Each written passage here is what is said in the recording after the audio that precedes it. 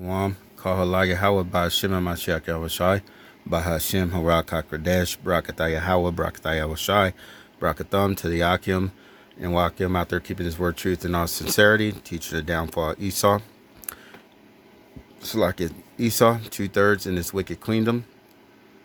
Just want to go over this little thing that I seen on RT News, where it's talking about Russia and China, Iran to hold joint naval exercises in the Gulf of Oman.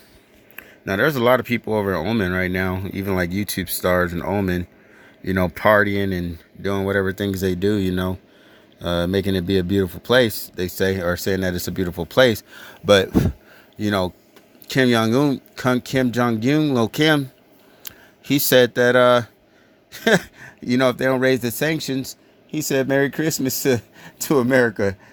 But he did nothing, you know what I mean? Everybody's scared, but it ain't saying that there ain't nothing gonna happen, because even in this video I'm about to show you, they scared. They said hopefully this ain't our last New Year, so I'm gonna show you that. But this is Matthew 24:6. It says, "And ye shall hear of wars and rumors of wars. Ye see that it be not troubled, for these things must come to pass, but the end is not yet." So we hearing rumors of war, and we hearing the wars and rumors of war. So you got we've been in war. There's always war going on all the time. So there's, you got the little wars with, well, it ain't even little, over in Afghanistan. You got the ISIS and everything going on. Those is wars. Just like when you got Crips and Bloods shooting each other out in the street, that's a war. You know what I mean? Even though maybe 5, 6, 7, 8, 9, 10 people die, that's still a war, So then we got wars going on, and we got rumors of war. We talking about the war that's coming, this World War III, the third woe. We waiting for that, How about Shimi Ashai about to deliver that? I'm about to show you this video right here. News about that. And 3, do people intentionally ignore facts because of their own personal biases? Fuck yeah, they ignore facts instead of their own personal biases. Because the fact that we give them the facts out the Bible, I didn't even know this was on here, so I'm just lucky, for interrupting. But we tell them the facts out the Bible, but they always want to be like, well, I feel. The Bible don't say nothing about how you feel, or show me, I feel chapter 1, verse 1. Show me that in the Bible. We start with the U.S. imposed sanctions, drawing ire all over the world. And how long will countries wait before they respond? Well, it looks like a pretty loud response will be coming tomorrow when China, Iran, and Russia begin 3 days of Navy exercises in the Indian Ocean and, as I mentioned, in the Gulf of Oman. And it looks like the country's finest aquatic... See, and my thing is here, if they doing exercises, they preparing for something. Because when you exercise, you expecting some type of results. Whether you trying to get abs or you got a fight coming up, you trying to prepare, Even as a fighter, even if I didn't have a fight, we was training like I had a fight coming up. You always try to stay like 2 weeks out. So they preparing like they got a war coming. Firepower, naval firepower, will be on display, as China has confirmed that it will be sending a guided missile destroyer to accompany the drills. And joining us now to discuss the lack of diplomacy between the U.S. and their rivals is former U.S. diplomat Jim Jatras. Jim, thanks for coming on the day after Christmas, when everybody's dealing with their post-Christmas hangovers and whatnot. Thanks for joining us. Not me, thank goodness. That's good. Me neither. Me neither. We were talking about this earlier. What is China and Russia and Iran? What's the message that's being sent here to the U.S., to the world? But specifically. Hey, that's the spirit that says loud and clear, huh? Because you got to speak loud and clear for all to hear. Woo! Is there a message being sent to the U.S.? Oh, definitely. I mean, the word saber rattling is used, over and over again, but I think there is a bit of that. I think the Russians and the Chinese are specifically saying, with respect to the crosshairs that are on Iran, is that to the United States and also to the Israelis and the Saudis and the other people pushing for military action against Iran, if you're thinking this is going to be a freebie, it's not going to be. It's not going to be easy. I don't think Russia and China want to go to war on behalf of Iran if hostilities break out, but they would certainly support Iran in every way short of war, and also to tell the United States and our satellites that they are prepared for war if it comes. What are some of the ways that they can push back, though, short of going to war? I think among the ways they can push back is to supply a lot of weapons to Iran if a war breaks out. That they would supply a lot of weapons to Iran and any military and logistical supplies that are necessary to support Iran financially to make sure that Iran is able to carry on that fight. Let's remember, if we're stupid enough to do something with respect to Iran as we did to Iraq in 2003,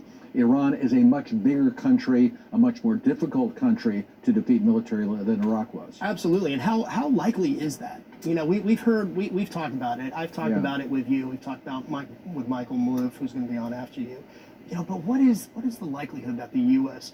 could go to war with Iran, or would it be more likely that it'd be Israel with the U.S. backing? Well, the Israelis would never go to war with Iran by themselves, and neither would the Saudis. I mean, that's to say, it would have to be more than just U.S. backing. It would have to be direct U.S.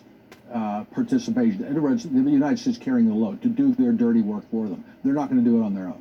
And so I think I think there's always the question when the Israelis and the Saudis act provocatively toward the Iranians, are they just getting political mileage out of that? They gain more from the escalation of intentions than they would from the actual outbreak of hostilities, which open up Pandora's box of uncertainties about how that turns out. I don't think either Mohammed bin Salman or Bibi Netanyahu are crazy enough to actually launch such a war. I hope they're not, but I don't really know. Right. I don't really know. And they would have to be 100% sure that the United States would back them up and do the work for them. And I don't think they're quite sure about Trump. After he refused to take the bait when that drone was shot down, and he was expected within minutes of launching a strike against Iran, and then he didn't do it. I think that sent a chill through them. Well, speaking of Trump, you know, going into the election season, going into 2020 or 2020, however you want to say it. 2020. We were having a conversation before the show about that. Anyway, obviously, you know, the election cycle and the election season is starting, and it's going to be contentious. Do you think they'll play off of that? When I say they, I'm talking about these countries, and try to take advantage by increasing these maneuvers, you know, increasing kind of the bluster and whatnot. Do you think that'll happen? I think so, especially since they know that there's virtually, as you pointed out in the opening, there's no diplomacy in this country anymore. There's not even thinking about diplomacy. There's no sophistication in foreign policy. There's simply, we have friends, we have enemies. It's the exact kind of antipathies and attachments that George Washington warned against. So the only kind of debate I expect to see here in the United States is to see who can be more hairy-chested in the campaign, Trump or whoever the Democratic nominee turns out to be. Well, I'm standing stronger, I'm standing taller, I'm supporting Israel more, I hate the Iranians more. Great, but where's that going to get us at the end of the day? I hope it doesn't go beyond that. Yeah, and I mean, and that's the other question is who will Trump be facing? Well, nobody. I mean, at this point, you know, Bloomberg just jumped in the race, and I covered the Bloomberg. I mean, this is going off topic a little bit. Sure. I covered the Bloomberg administration, and the problem that Bloomberg has is relatability. Trump, people at least relate to him. I'm not saying that's a good thing necessarily, Sure. Yeah. but you know, who's gonna challenge him? And then you're right. How do these issues factor into this? And what will the Democratic candidate? How will they stand on this? Will they have pushback, or will they use more diplomacy? I don't know. And conversely, even though there's no peace lobby in the Democratic Party toward Russia, remember there's still the legacy of Obama's signing on to the JCPOA during his administration. Maybe with respect to Iran, the Democratic candidate would want to play more of the peace card, knowing that Americans really don't want another war. So I think that would be throwing Trump a bit of a curve. Do you see a day where the U.S. actually does have diplomatic relations with Iran? Do you ever see a future where the U.S. I find that very hard to envision, just like I find it very hard to envision that we're ever going to have a normal relationship with Russia again. And that's a very, very dangerous thing. I mean, we had more respect for Moscow during the Cold War when there were commies over there. So ever since there haven't been communists there, we've been extremely provocative and not treated them with any kind of respect. It's a bit of a paradox. And oddly enough, on the left in this country, which was a voice for restraint when it came to the Soviet Union, is now the most virulent Russophobic party here in the United States. And there's actually more restraint, at least on the paleo right, not the neocon right, of course. Wow, great points. Yeah, really fascinating stuff. And you know, the new year, who knows what the new year's gonna bring? It's like Happy New Year, and you know, and let's go to war. And hopefully not the last New Year. Yeah, right. Jim Jatras, I appreciate it. Thanks so much for coming. Hopefully not the last New Year's. Esau, no. See, Esau don't even got, they don't even got respect for Esau. But let me show y'all something that I found earlier too that was really interesting. Check this out. They got a statue in New York City that they done made in 2019 called Rumors of War. It's called Rumors of War. This came out in 2019. Ain't that interesting? That's some interesting shit, huh? Well, that's all I wanted to say. I'm just saying that we getting close to the time. We already in Jacob's trouble. We getting close. These countries are getting tired of each other. You know, they going to fight each other. And they said if Israel want to attack Iran, Israel already attacked Iran. Israel going to attack them again. Israel going to get it popping off. So, you know, that's all it's going to take is somebody to do something. Lil Kim Jong-un, he ain't doing what he's supposed to be doing. He said he was going to do something. He ain't doing it.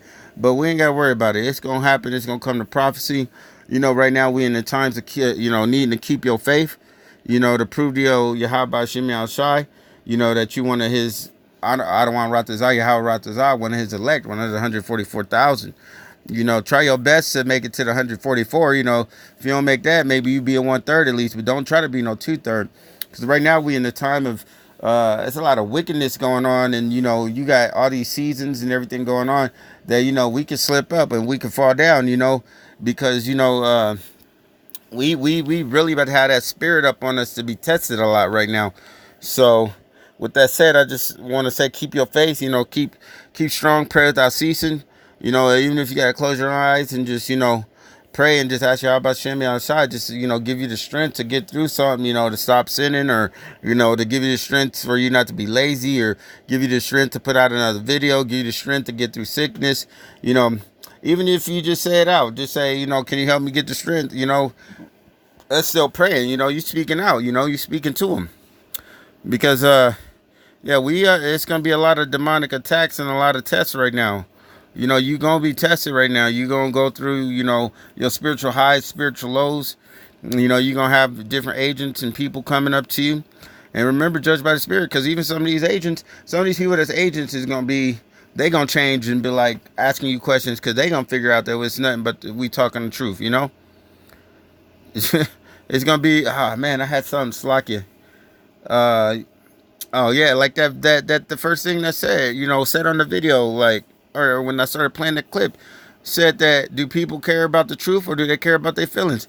A lot of people care about their feelings, but we get into the times that people going to want to know the truth.